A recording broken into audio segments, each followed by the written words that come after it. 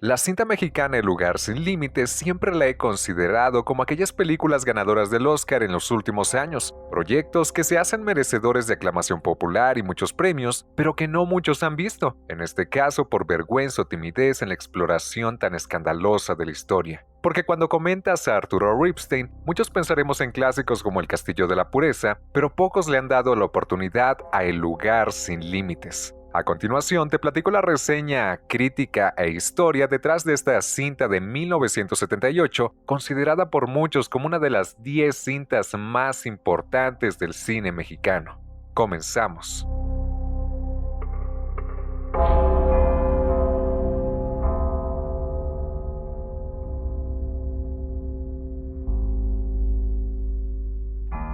La película está basada en la novela homónima del escritor chileno José Donoso de 1966, donde la Manuela, un travesti de mediana edad, y su hija, la japonesita, dirigen un prostíbulo de pocas pulgas en el pequeño pueblo del Olivo, un lugar abandonado por Dios, donde sus habitantes parecen muertos en vida y donde parece que ya no existe un rayo de esperanza. Para darle vida a este lugar tan lúgubre que podríamos argumentar que es el verdadero antagónico de la cinta, se eligió el municipio de Río Bordo Blanco, en el estado de Querétaro. Un lugar sin límites llegó al final de la década de los 70, cuando el cine mexicano habría abandonado su época de oro para zambullirse en el cine de ficheras, un tiempo recordado con desdén debido a la naturaleza escandalosa y sucia de sus películas que iban de la mano con el despertar sexual setentero. Películas que muchas veces fueron acusadas de tener poco valor en sus historias, reemplazado por el contenido gráfico, patético y sórdido. Y aunque estaba destinada a ser dirigida por Luis Buñuel, el español desertó a última instancia y entraría en acción un joven Ripstein, quien aprovecharía para presentarnos una realidad mexicana sin maquillaje y sin las correcciones políticas usadas antes para ignorar la realidad poco romantizada de los barrios bajos de México. Cuando llegó a Un lugar sin límites, causó controversia en una nación todavía sumida en el conservadurismo del pasado. Y no será necesario aclararte la clasificación para adultos que tiene la cinta, que hoy sostiene apenas un 69% en Rotten Tomatoes por su naturaleza tan conflictiva y que ha sido denominada como un viaje erótico lleno de violencia contenida de inicio a fin.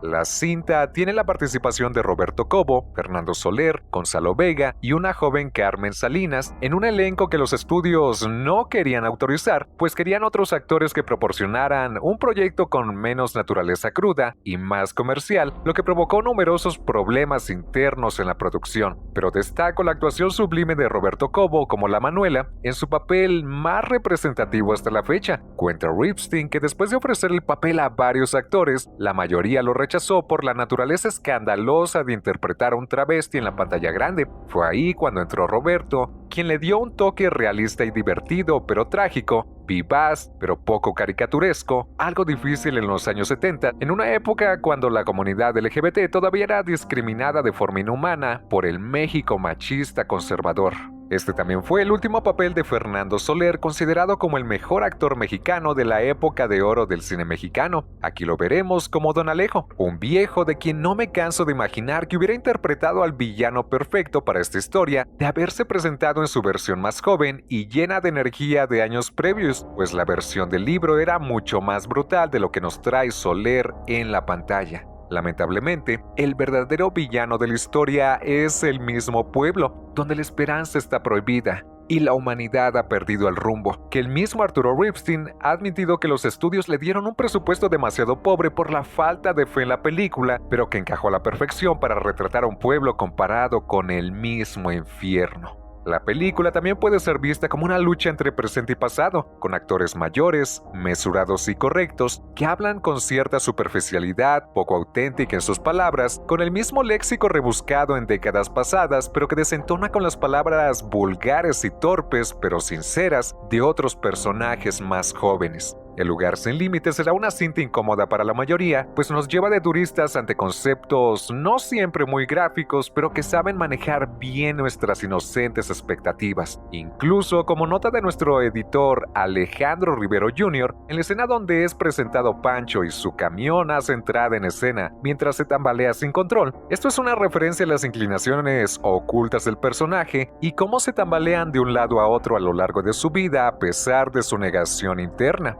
Muchos han considerado esta una de las obras más auténticas de la realidad mexicana, pues nos asoma la pobreza, crudeza e indiferencia fluctuante en los pueblos mexicanos. Lamentablemente, creo que a pesar de sus elementos chocantes, a veces existe una carencia de historia y el filme se preocupa más por presentarnos a los personajes problemáticos que por desarrollar sus propias historias, pues quitando los giros argumentales que le dan una mayor presencia a la cinta, es como si se tratara de una serie de televisión de la que solo veremos los primeros capítulos y nos quedaremos con ganas de más. Pero eso no quita que sea una de las películas más polémicas y representativas del cine mexicano, con algunas de sus figuras más reconocidas hasta ahora, pues el proyecto ganó el Ariel de Oro a la mejor película y el Ariel de Plata a Roberto Cobo como mejor actor. Pero aún así, la cinta ha sido evitada como plaga por sus temáticas tan escandalosas. Incluso, la Manuela es atacada por hombres de forma violenta y sus amigas muchas veces tratan de consolarla, argumentando que los machos tienen miedo por lo que ella les hace sentir. Y creo que esta analogía es comparable a la comunidad cinematográfica de hoy, donde mucho se habla de este proyecto, pero muy pocos se animan a ver El lugar sin límites y generar sus propias conclusiones, pues se encuentra dentro de las 10 mejores películas mexicanas de todos los tiempos de acuerdo a numerosas listas, junto a Los Olvidados, Amores Perros, El Infierno, Macario o Ahí está el detalle. Así que lo que puedo decir es que es de las cintas más chocantes por el contenido presentado en aquellos años, en la década de los 70, cuando Arturo Ripstein se encontraba en su mejor momento creativo, y podemos argumentar que este mismo director encabezó a tantas obras escandalosas de aquellos tiempos, un momento grabado en la historia fílmica de México por su turbulencia. Eso es todo. Les invito a que le den like, que comenten, compartan y que se suscriban.